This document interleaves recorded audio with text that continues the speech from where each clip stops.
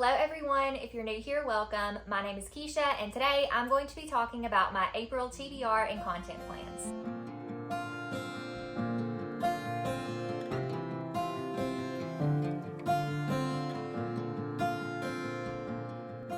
Before we jump into all of the April things, I do want to go ahead and highlight an upcoming readathon that I'm going to be hosting. It's going to start at the end of April on April 29th and run through May 5th. So I'm going to talk about my TBR for that in my May TBR, but I want to go ahead and mention the readathon here as the official YouTube announcement. I did announce this over on my Instagram a couple of days ago, so if you missed that, you can always check out the link to my Instagram in the description if you want to see all of the graphics. I know some of you have been highly anticipating the return of Boookathon, and it is coming. So you heard that right. Boookathon, my spooky middle grade readathon, will be returning April 29th through May 5th. I will be joined by Yvette from Leave Race Adores, who, by the way, if you notice any of the graphics here, Yvette created all of the cute little spring ghosties on the graphics. So shout out to her for being such a wonderful friend and a great artist and being willing to work with me and contribute to the graphics and the readathon. I've been hosting Boookathon for the past 2 years and it has been such a joy. I ended up hosting it twice a year. It started out as being a halfway to Halloween readathon, which this year it's gonna happen a little bit before the halfway to Halloween point because I just like to have it the first week in May. But I have done it at that point and then also in October, and it's been running for the past 2 years. I do want to say, upon just announcing the readathon as well as about to go into the details, that this will be the last Boookathon that I do. I know that's bittersweet. I know some of you will be really sad about that because I feel like I got to be known for being like a spooky middle grade lover and for doing this readathon.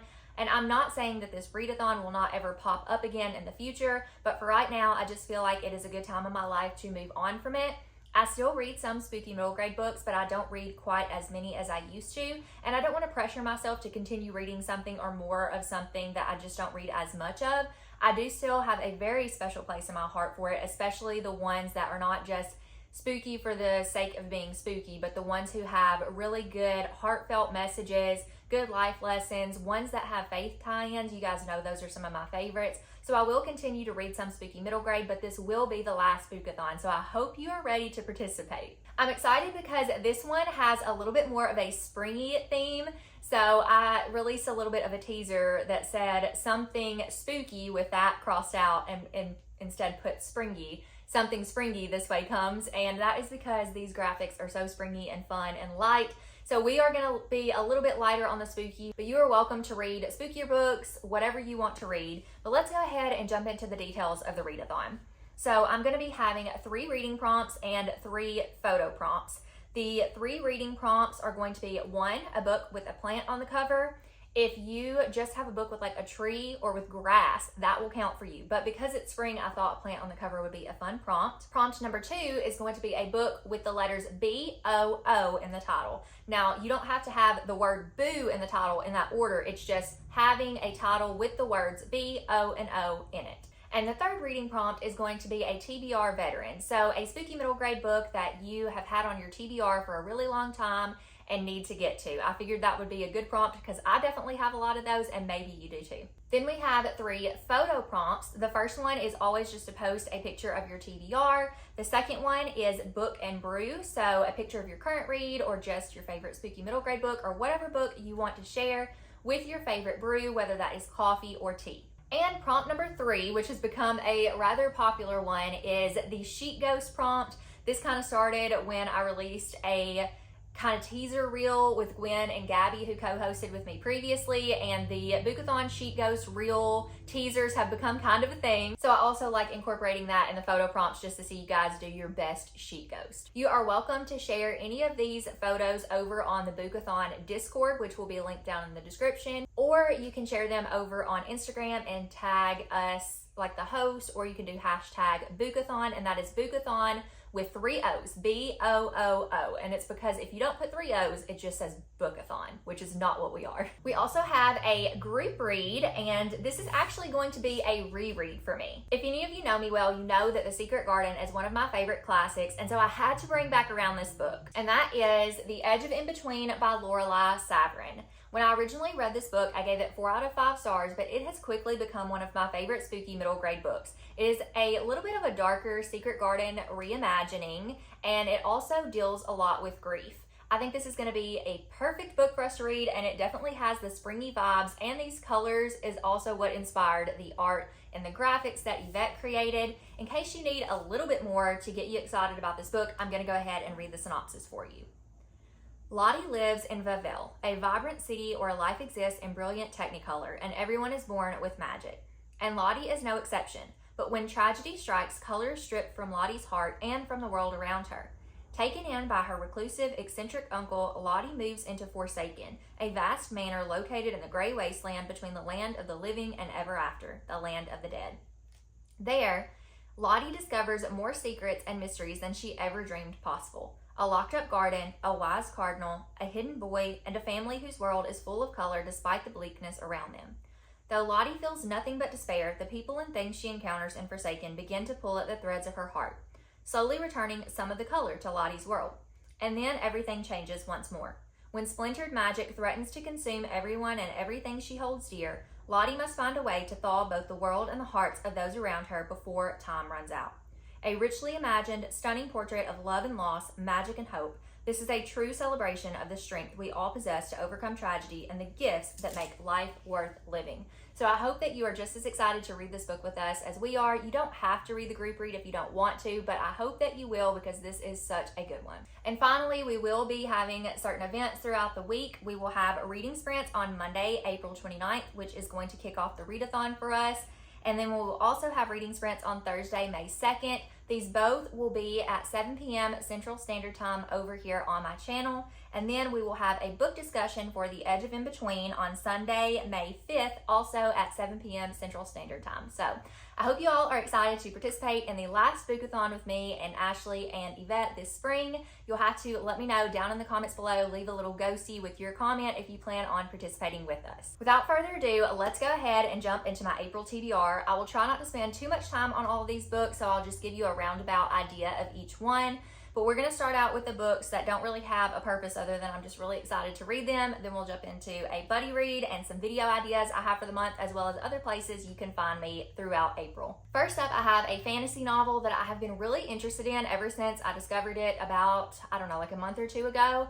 And I happened to win this book in a giveaway hosted by Wendy's Inspired Reads. So I'm very happy to have Until the Stars Fall by Vanessa Rassanen. Something about this book just intrigued me. I will pop up on the screen. The author did this little picture of the book with the different descriptors around it, and something just intrigued me from that. So maybe it will intrigue you too. I'm not going to read the synopsis of this book. I'll try to remember as best I can what it's about, but I'm probably going to go in blind.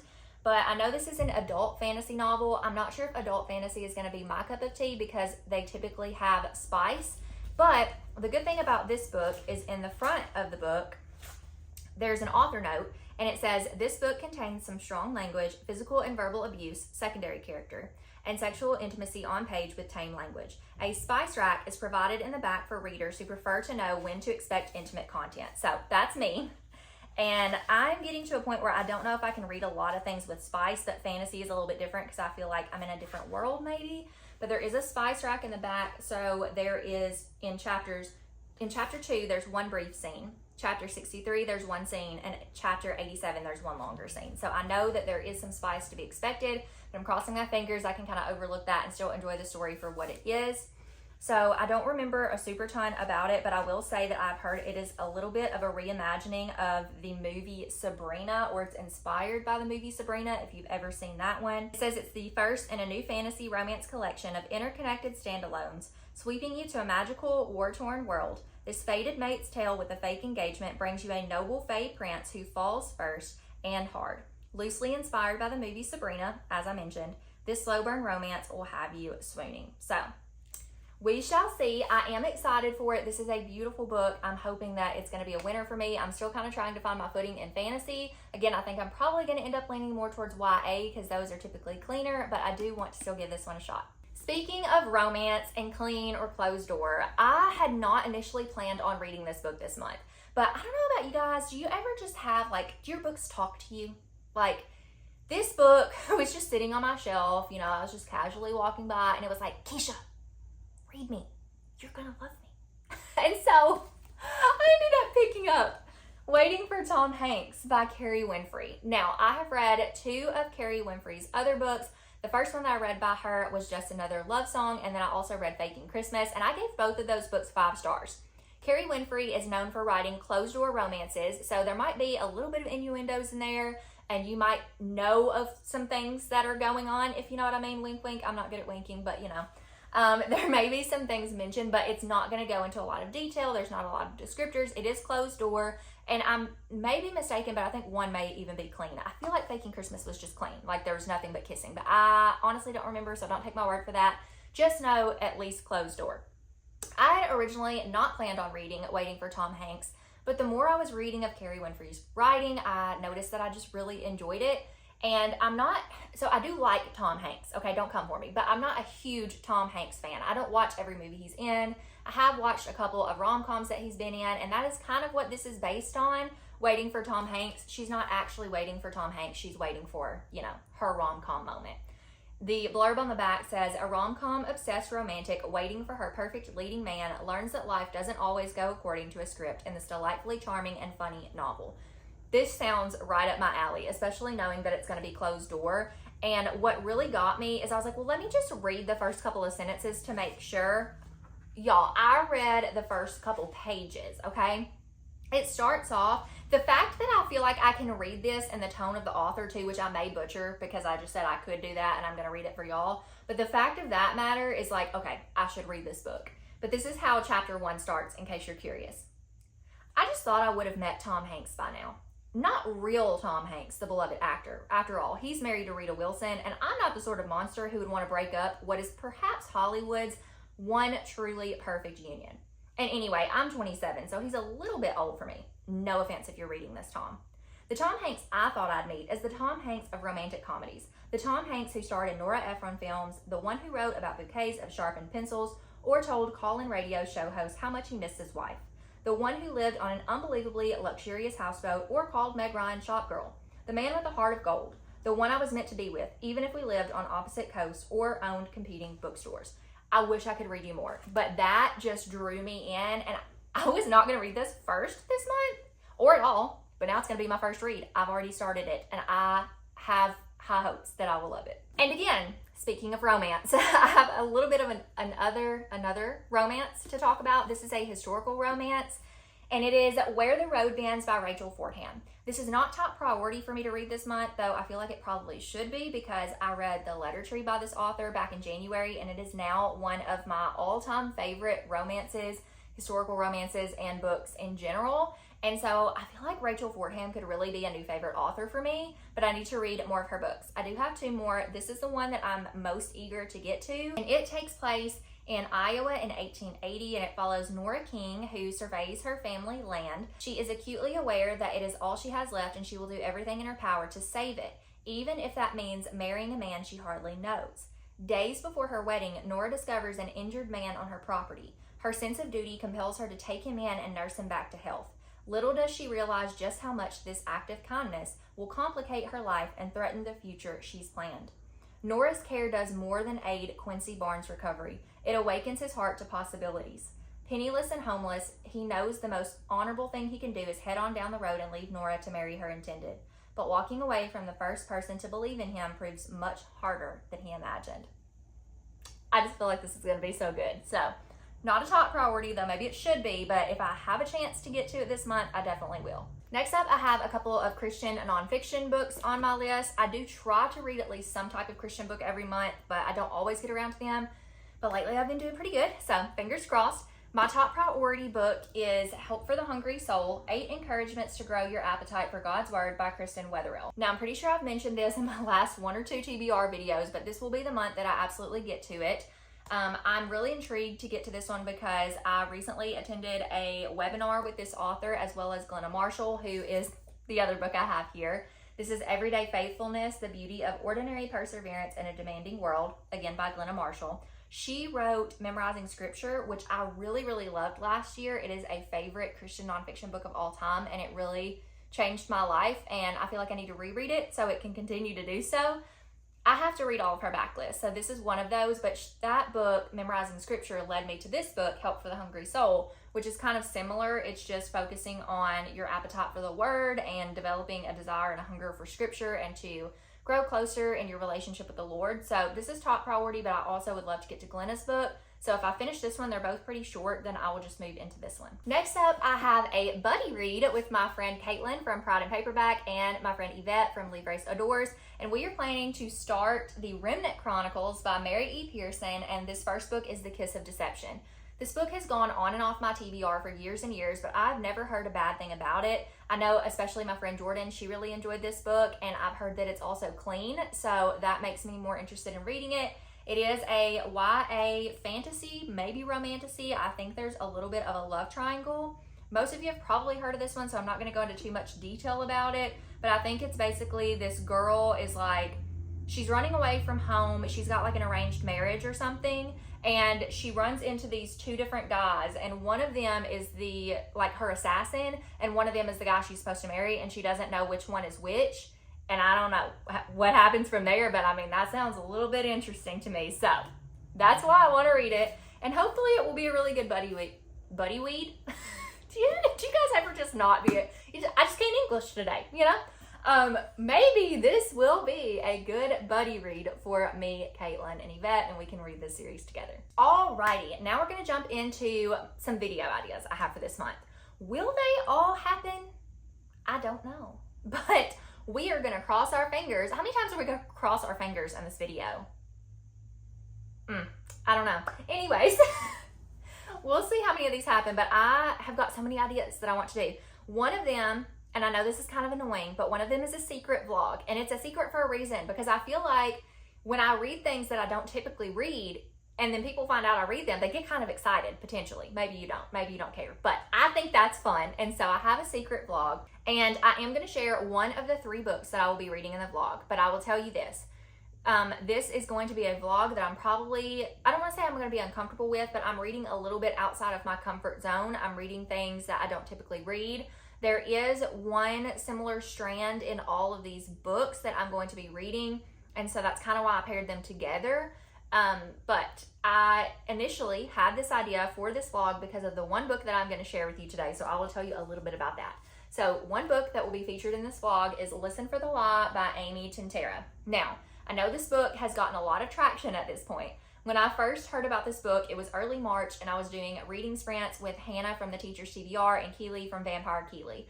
And Keely had just read this book, and she was raving about it. And I thought I had remembered seeing that it was like an Aardvark or Book of the Month pick for the month, but I don't super pay attention to those because I don't subscribe to either of those book subscription boxes, so I don't always, see, but I thought maybe I'd seen it around there somewhere, and I think it was Book of the Month or something. But anyways, Keely was raving about it, and she was talking about some things, and this is not a book that initially, piqued my interest. It doesn't really have anything going for it that typically would draw me in. Just upon looking at the cover too, like there just wasn't anything that was like, oh, I need to read that book. But Keely talking about it just really did pique my interest, and she was talking about how funny it was. So I got on Goodreads and I read the first few sentences in the preview, and I was like, okay, so if you don't know what this book is about, the little blurb basically says it all. What if you thought you murdered your best friend, and if everyone else thought so too? And what if the truth doesn't matter? So this girl is like around the same place or something that her best friend dies, is murdered, and she doesn't remember anything about that night. So she doesn't know if she did it or somebody else did it or whatever, and that's like really intriguing in and of itself. But if you read the first few sentences, this is like the beginning of chapter 1 in Lucy's perspective. A podcaster has decided to ruin my life, so I'm buying a chicken. Sold. Sold. First sentence. I make plans for this chicken as I sit in my cubicle at Walter J. Brown Investment Services waiting to be fired. I stopped pretending to work 2 hours ago. Now I'm just staring at recipes on my phone, dreaming about sticking lemons up a chicken's butt. Like, I'm reading it. Because it's funny. I don't know. So I may hate this. And like I said, originally, I'd not really heard anything about this, but now the book has got some traction. And I have heard things about it since then that I'm not sure if I'm going to jive with, but I am still going to give it a try because I did purchase it. I still really think that the synopsis sounds really interesting at this point. and the writing sounds good, but I've heard that there is crude language, which I'm not a fan of, depending on how much there is. I mean, I don't like it at all, but I can deal with it in a little, like little bits and pieces. Also, depending on what those words are, I can deal with a little bit better. And then I also heard there is quite a bit of infidelity in this book. I'm not sure if it's on page or not, but it is at least mentioned a lot. Now, if I'm reading a romance book, that's a no-go for me. If I'm reading a thriller, I feel like it's a little bit different of a story. Not that I enjoy it at all, but it makes more sense in a book where things go wrong and people, you know, do bad things. So we shall see, but this is one of the books that will be featured in that vlog. So if you're interested in my thoughts on my reading experience throughout this book, as well as 2 others that I will be including, stay tuned for that. I'm also going to be doing another vlog where I read my friends' favorite cozy mysteries.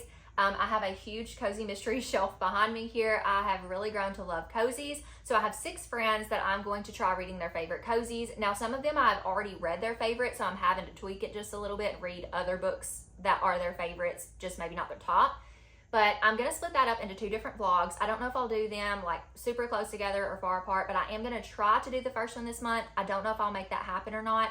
But if I do have the 3 books here that I will be reading. I'm not going to share these with you or share who the friends are. I think that will be a fun surprise to find out later on. You may be able to guess just from the little bit you see of these books, but I'm going to keep that a little bit of a secret too, but just know that may also be coming. And lastly, I'm hoping maybe, here we go again, fingers crossed, to do, some of y'all are going to be surprised by this, a Regency romance reading vlog. Did I just say that? Okay, I have friends out there that know I don't really read Regency romance. So why am I going to do it now? Okay, I'm picky with my reading, so I am picky with which ones I want to try. And I know this is my insecurity talking, but I know that could probably be annoying to people that I've been so picky with my books lately. I don't really know my reading taste, but thank you for those of you who are still here on this journey with me and are just enjoying the ride. But I don't want to read just any of certain books. So Regency romance, if I'm going to try it, I want to make sure I'm going to try one that I think I have a really good chance of enjoying. There are 2 reasons why I want to read Regency romance, and I'll tell you. The first reason is because I noticed that I do read certain books that have certain elements of Regency romances in them. So like the Belladonna series, the Selection series, I've really enjoyed those. So knowing that, I feel like I could potentially love a Regency romance. But also I did recently in the past, like, I don't know, 6 months or so, it was probably less than that, but I did recently watch Pride and Prejudice for the first time. I did read the book in high school, but I hated it because I didn't understand it and I thought it was really boring as a senior in high school. It just was not my cup of tea. But I finally watched the movie, and thank you to Yvette for inspiring that, watching it with me, and also explaining to me what was happening as I watched, because even still in movie form, there were some things I just didn't comprehend, so I couldn't have done it without her. But I really do think that I enjoyed that movie, want to rewatch it. And so I'm like, okay, well, maybe I will like a Regency romance. But who really sold me on this was Oshina from Oshina's Gotta Read 'Em All. She talked about this book, A Noble Masquerade by Kristi Ann Hunter, and I don't remember what this book's about. I cannot tell you. If you want to know, look it up. But I think it is a Christian historical Regency romance. And all I remember her saying is how much this book made her laugh. And I was like, you know, if a book can make me laugh, like really truly laugh, not go like, but like really laugh out loud laugh, like Sarah Adams books, like Courtney Walsh, then maybe I will enjoy it. So, Oshina, this one's for you. Hopefully, again, how many times am I going to cross my fingers in this video? But hopefully, I will enjoy it. I am going to try to read A Noble Masquerade. I did go ahead and get another Regency romance that I might also read in that video if I'm really in the mood, but we will see. We're going to dip our toe in and figure out if that's something that I like. Last but not least, if you are going to be looking for any reading sprints this month or just wonder what I'm going to be up to the rest of April, I'm going to have reading sprints on April 6th, which is a Saturday morning with Caitlin from Pride and Paperback. I will also be on Gabby from, I think she changed her name. I don't know if she's still gabbing about books here on YouTube or not. I know she changed her Instagram to primarily pre-K. So whichever one of those, I'll leave it linked down below what her YouTube channel is. But I will be on her channel with Gwen, Zoe, and Summer for audiobooks and arts reading sprints night. And that is going to be on April 11th, which I think is a Thursday. And then I'm also going to be doing sprints on April 16th, which is a Tuesday night with Sam from A Spark of Sam, April from Tis So Sweet, Jordan from Jordan Elaine, and Yvette from Livrace Adores. Then one more sprint for the month on Saturday morning on April 27th. I'm going to be doing those sprints with Hope from Hope on the Coast. I'm not doing as many reading sprints this month because I'm trying to slow down just a little bit and not put as much on my schedule. That's not to say impromptu sprints won't pop up here and there, because I love doing reading sprints and spending time with you all, but I just want to be able to be flexible with my schedule a little bit more and say yes to other things in my close proximity life. So that's what we're doing there. Other than that, I will have 2 episodes of Delight coming out this month, as well as a quarterly book haul. Instead of doing book hauls all the time here every time I get books, or monthly hauls, I've just been doing book hauls on my Instagram. So I'll do reels monthly, but I'm gonna do quarterly book hauls here on YouTube. So stay tuned for that. That will probably come about halfway through the month. But I think, you guys, that is finally all. This was quite the lengthy TBR because I talked about Boookathon and then my videos and then the books I want to read, but we'll see how many of these books I get through. But these are definitely ones I'm really excited to read right in this moment. I did read a little bit of each of them to make sure I was excited for them, and I think this is going to be a great mood TBR for me.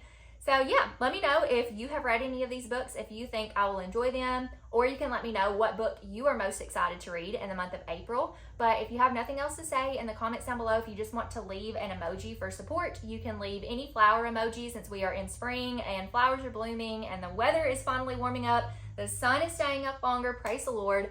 I love this time of year minus the allergies, but we're doing good so far. So anyways, thank you all for watching. I appreciate you so much, and I will see you in my next video. Bye, friends.